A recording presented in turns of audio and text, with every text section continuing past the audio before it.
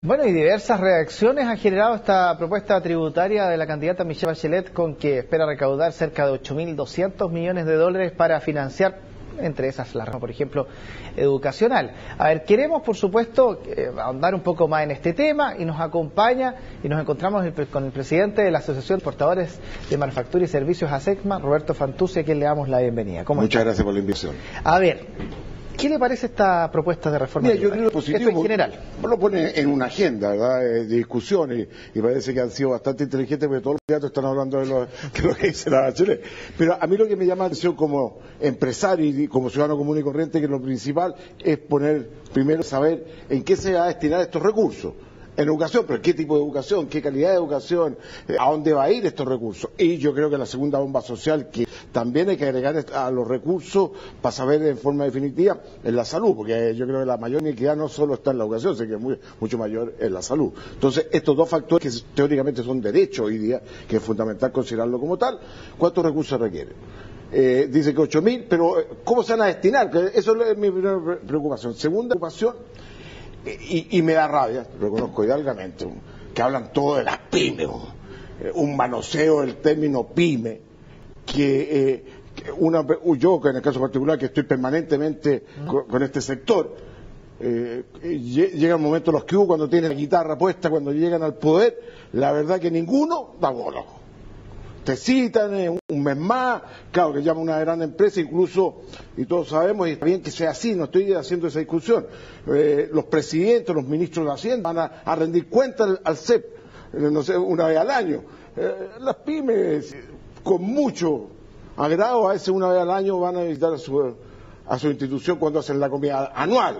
Entonces, ese manoseo me carga. La verdad que y los veo a todos los candidatos, hablan las famosas pymes. Con respecto a las pymes, hay una cosa positiva del proyecto, es agilizar el pago del IVA y obligar a las grandes empresas a pagarlo en forma casi inmediata. Entonces, eso lo alivia en el sistema financiero. Lo que no le entiendo muy bien es lo que se llama depreciación acelerada. Porque en esa condición, por eso es que la letra chica va a ser fundamental. Las mineras no pagarían nunca impuestos, porque la minera está continuamente invirtiendo. Entonces, si está invirtiendo permanentemente, no se le va a producir eso. Una cosa negativa es la forma, que el impuesto a las estampillas, volverlo a subir. Todos sabemos que es un impuesto directo, y el que más lo paga siempre, porque requiere recursos, son los microempresarios principalmente. Porque las grandes empresas tienen fuentes de financiamiento externas, bonos, etcétera, que no están afectadas al timbre de estampilla, ¿verdad? Entonces hay cosas positivas y negativas. Lo que tengo una nebulosa enorme en mi cabeza es lo que estaban recién comentando, el fútbol. No puede ser a 4 años. Porque fíjate que en el caso que se respete el derecho al fútbol, porque es un derecho adquirido, ¿sí? Si no se arman un desorden, enorme juicios para un lado o para otro, porque los accionistas ya tienen un derecho por el fútbol de stock, ¿verdad?, o histórico, va a ser a 4 años, este stock, que son una cifra astronómica, son 250.000 millones de dólares. Se calcula que van a ser mínimo 20 años que no se puede echar mano. Yo voy a estar muerto, yo no sé el caso tuyo, yo voy a estar muerto. Va a ser un problema de otra generación. Pero eso es imposible. Yo creo que ahí sí que hay que tener mayor información, porque como está planteado hoy día, para mi opinión personal está totalmente equivocada. Yo estoy en contra del fútbol, porque produce otro desequilibrio y injusticia tributaria. Hay dos tipos de inversionistas. Tú sabes que están los inversionistas de los trabajadores que ponen la plata en la AFP obligatoriamente. Ese no tienen derecho. Y fíjate que mira lo injusto. Es decir, que cada vez que se sube el impuesto de primera categoría, no es un impuesto, es un dividendo que sirve para pagar impuestos. Pero a ver, veamos, toda esta propuesta de Michelle Bachelet se basa prácticamente en 5 ejes, pero uno de esos es reducción de la elusión y evasión tributaria, y el segundo eje principal también, que está en los cambios de estructura de tributaria y primera categoría, subir de un 20 a un 25%. ¿Qué le parece eso? Y, por ejemplo, bajar de un 40 a un 35. Depende, si lo va a cambiar a 4 años, lo único es agudizando y profundizando las injusticias tributarias. Ahí lo explicaban clarísimo. Yo primero es que en un medio decirlo que cómo es, porque el impuesto de primera categoría no es un impuesto, es un dividendo que cuando se reparte la utilidad sirve para pagar tu valor complementario. Entonces hay dos tipos de inversionistas.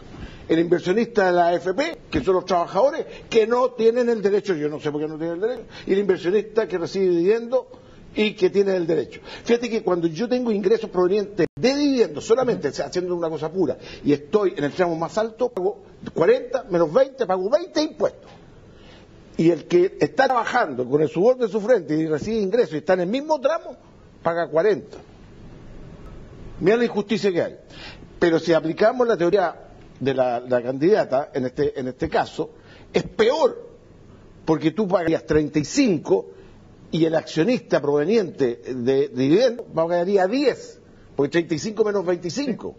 Entonces, en vez de producirse una diferencia de 2 veces, de producir de 3,5. Si se elimina el FUT a 4 años, tenemos 4 años que yo no sé dónde obtener los recursos. Esa es la gran duda. Porque si a 4 años la eliminación del FUT, va a seguir operando el FUT, o sea que va a producir un desequilibrio enorme. Si va a aplicar primero los 25 al tiro. Longueira, la estrangulación a las pymes, ¿eso sería cierto?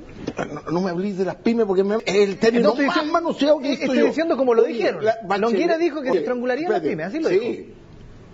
Para mí no es efectivo, depende cómo se aplique esto, si se tiene muy poca información.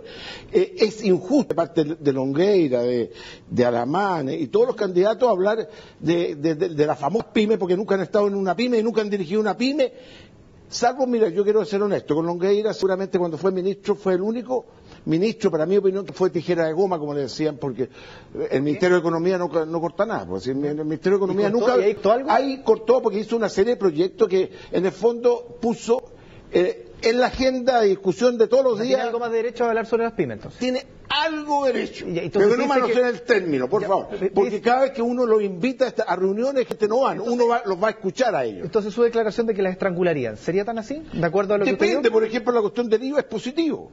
Negativo el impuesto a la estampilla.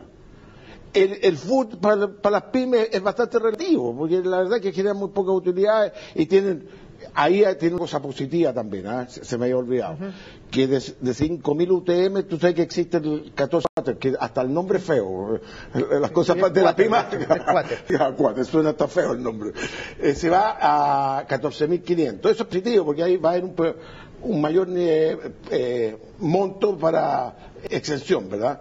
Que esto realmente, ese monto de 500 millones efectivamente de facturación aproximado, son pymes, ahora, mediana principalmente. Dentro de otro eje, el tercero es las medidas para fomentar el ahorro de la inversión, y el cuarto también, incentivos a la inversión de las pymes.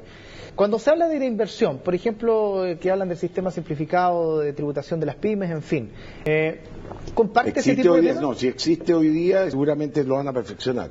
Hoy día existe. O sea que, y es bueno que se perfeccione. Porque hoy día, unas cosas positivas que hizo Longueira, la constitución de empresa en un día.